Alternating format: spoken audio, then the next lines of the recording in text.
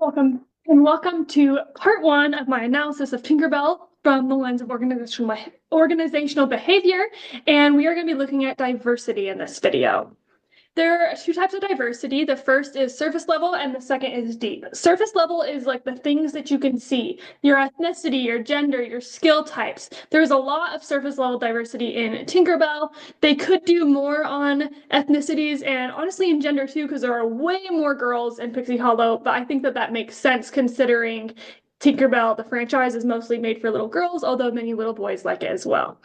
Deep level diversity focuses on values and beliefs, personality traits, attitudes towards challenges, those types of things that you cannot see without knowing a person to understand the deeper level diversity. This is the one that matters more in a workplace, even more than surface level, although that's important too for representation. In a workplace, deep level diversity is what really contributes to the culture and the increased diversity actually leading to more creativity and innovation. That more comes from deep level diversity. You can have two people that look very similar but grow up in two very different lives, and they will bring that aspect of diversity to the table. So every person holds unique values that influence their actions. Tinkerbell really values creativity and curiosity. And so in this next clip, we're going to see her helping Fawn with one of her innovations that she used creatively to help solve a problem of a runaway bunny. And then we'll see her be curious. Come on! So, how far do we take the animals in? Tink, we don't cross the border. Huh? We just help the animals cross. But I thought animal fairies got to cross with the animals. Tink, it's freezing over there. Besides, no warm fairies are allowed in the winter woods. Just like winter fairies aren't allowed over here. Who made up that rule? I think it was the Lord of Winter. Winter? Come on. Come on. Wake up. Wake up. Oh. Come on. Wake up. Rise and shine! Ooh.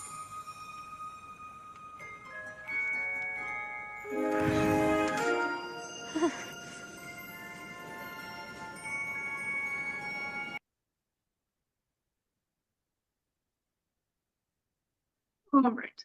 So we just saw Tinkerbell, who is creative and curious, and then Iridessa is on the other side. She is her friend that's a light talent fairy, and she is very much a rule follower, and she likes to have things that she can follow to know what to do. Careful, Rosetta, she may faint. Elevate her legs. No, wait, I mean her head. Wait. Okay, if she's red, raise the head. If she's pale, raise the tail.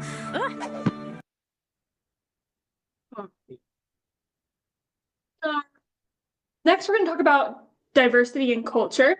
Within Pixie Hollow, power distance is pretty high because they are very much okay with the hierarchical structure within the Pixie Hollow.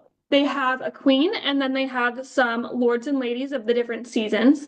As we heard, Winter has a lord. His name is Lord Mallory, and he makes some of the rules, while Queen Clarion makes others. Uncertainty avoidance really depends on the person. Tinkerbell is not scared of uncertainty. She goes into the winter woods, she talks to humans, she goes on an adventure by herself without enough pixie dust to fly all the way. But then we also have Iridessa, which Iridessa is. Uncertainty makes me uncomfortable. As she said, uncertainty makes her uncomfortable. Within Pixie Hollow, individualism and collectivism, they definitely lean more towards collectivism. They have a lot of time to do things and have their own hobbies, but they are encouraged to stick to pretty rigid areas where they're allowed to operate. Especially in the first movie, we see this because Tinkerbell is allowed to dabble in other things, but even by the end of the movie, like, she is put back into her Tinker box. Masculinity within Pixie Hollow is very low, but this is probably not surprising because we don't have very many male characters in Pixie Hollow to bring out a lot of these masculine traits. When they are shown, I do believe that they show good traits of masculine and feminine, but there is a high focus on cooperation, and there's no difference between men and women's work within Pixie Hollow. And they also focus on quality of life because they are given like their home and their friends. They focus on a lot of these things, good work-life balance. So I do believe that masculinity is low within Pixie Hollow.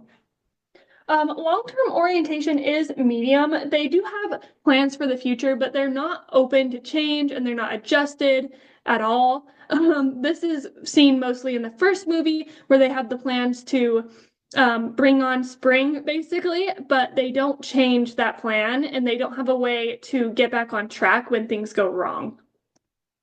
All right, and then I'll see you next time in part 2 for attitudes.